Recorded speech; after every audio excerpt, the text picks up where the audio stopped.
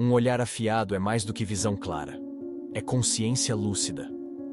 Não se trata de julgar o mundo, mas de não ser engolido por ele. Vivemos rodeados de ilusões, e o maior perigo não está apenas nos enganos externos, mas naquilo que escolhemos acreditar para nos proteger da dor. A solidão, nesse contexto, não é apenas ausência de companhia. É o espaço onde você se encontra com o reflexo cru da verdade. E esse encontro pode ser tanto revelador quanto insuportável. Nietzsche dizia que todo conhecimento é uma forma de autossuperação. Isso significa que ver de verdade não é um poder que nos coloca acima dos outros, mas uma responsabilidade que pesa sobre nós.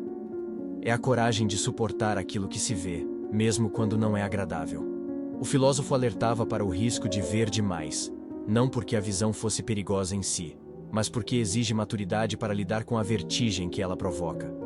A lucidez não é confortável. Ela retira o véu que nos protege e nos coloca frente a frente com o que evitamos.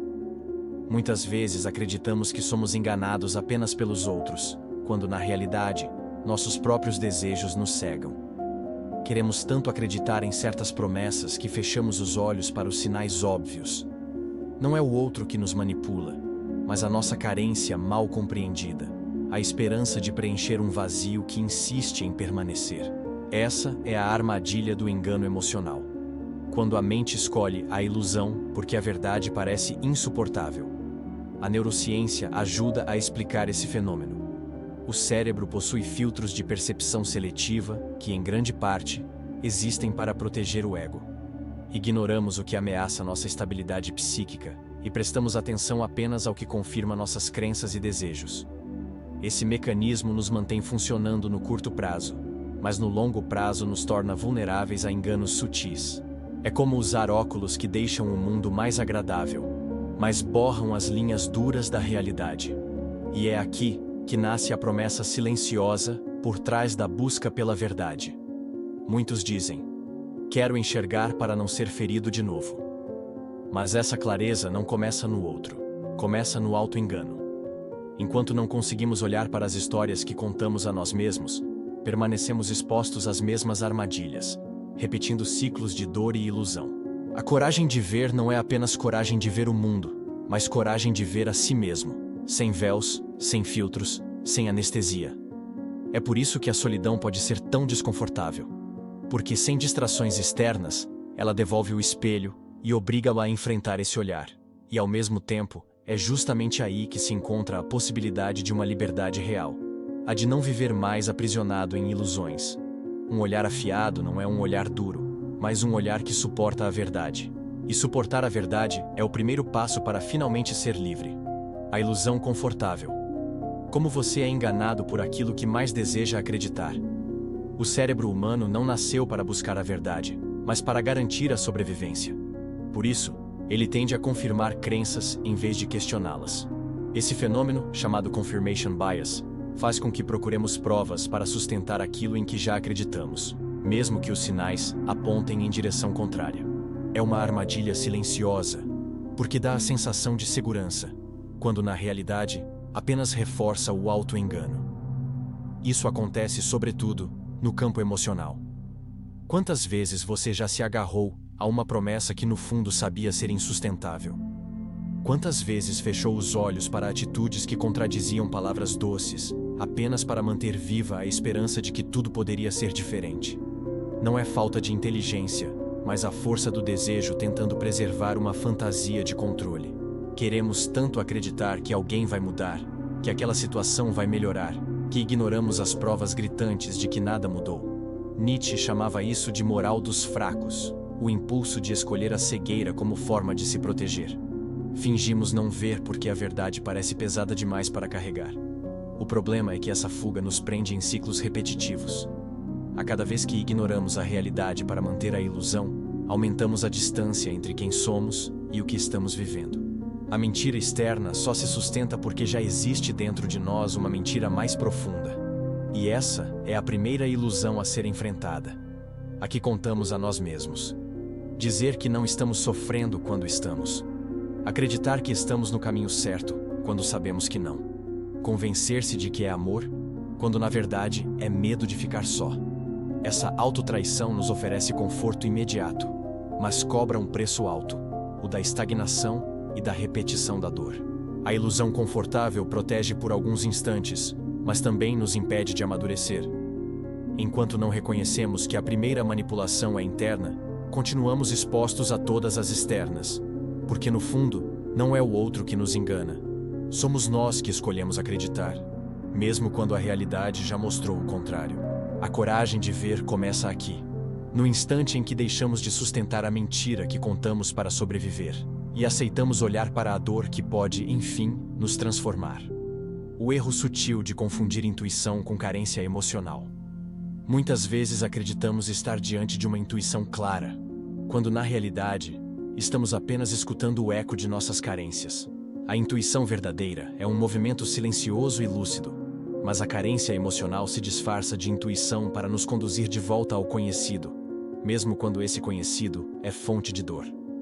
O coração, ferido e impaciente, pode vestir suas necessidades como se fossem sinais certeiros, confundindo esperança com certeza. A neurociência nos mostra como isso acontece.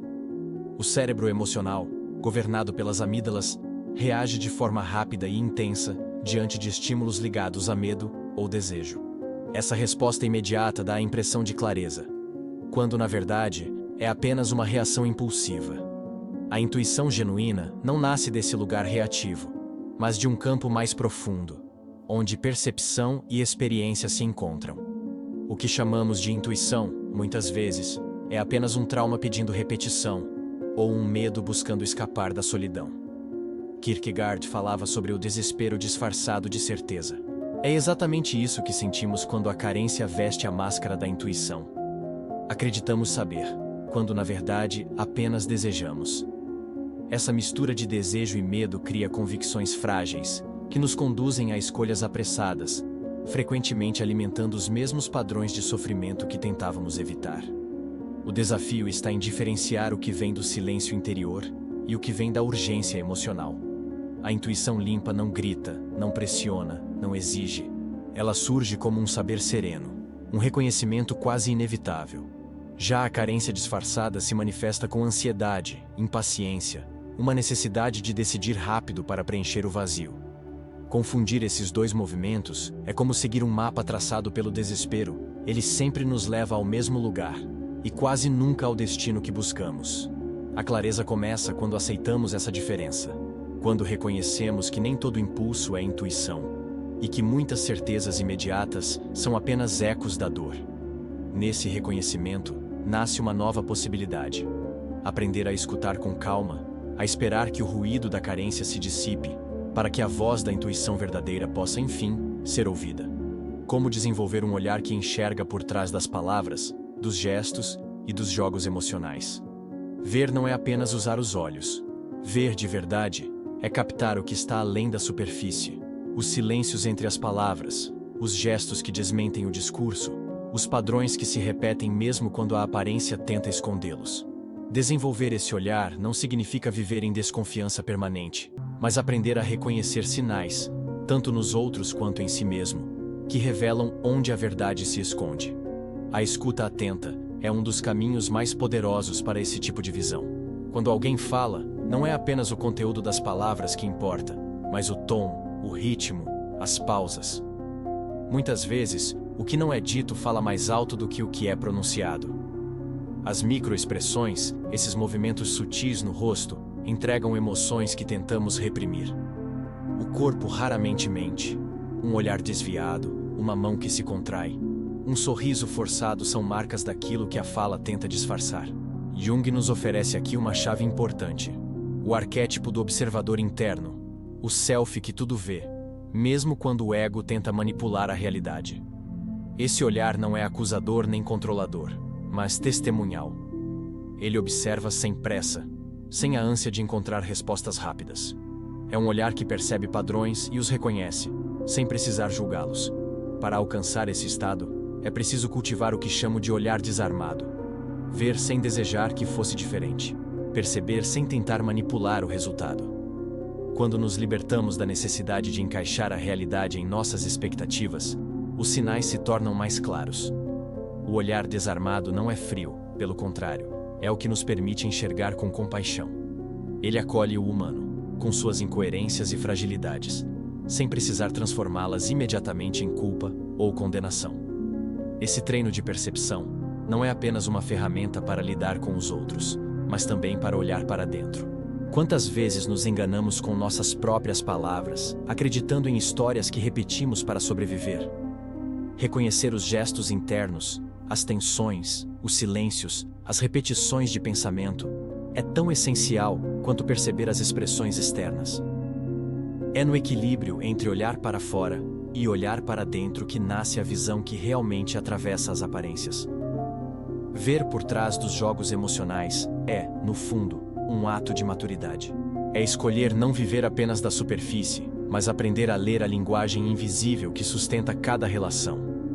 Um olhar assim não fere, não acusa, não domina. Ele apenas ilumina. E quando a luz chega, o falso perde força e o real, mesmo que desconfortável, se revela. Por que a maioria das pessoas não quer ver a verdade? E o que fazer com essa solidão de ver demais? Enxergar com nitidez tem um preço. Quanto mais você vê, menos consegue se esconder atrás de ilusões. A lucidez não permite ignorar sinais, não permite fingir que não entendeu. É por isso que, para muitos, a verdade parece pesada demais. Manter-se na ilusão pode ser mais confortável do que enfrentar as consequências daquilo que se percebe. E no fundo, essa é a razão pela qual tantas pessoas não querem realmente ver. Porque a visão clara exige responsabilidade emocional. O impacto dessa lucidez é doloroso. Perceber que certos vínculos só existiam porque você aceitava fingir que não via. Entender que parte das relações se sustentava em conveniências, não em verdades. Reconhecer que muitos laços se desfazem quando você escolhe parar de se enganar. Essa dor cria a sensação de isolamento, porque ver além da média é viver a parte dela. A solidão aqui não é apenas física, mas existencial. É sentir-se distante daqueles que ainda escolhem permanecer cegos. Nietzsche já nos alertava para esse paradoxo. O olhar afiado pode libertar, mas também afastar.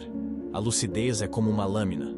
Corta o falso, mas também rompe laços que dependiam do auto-engano. É uma vertigem, como descreveu Camus, porque mostra que a liberdade tem como preço o abandono de ilusões que mantinham certa companhia. E até aprender a lidar com isso, é natural sentir-se só. Mas há um detalhe essencial.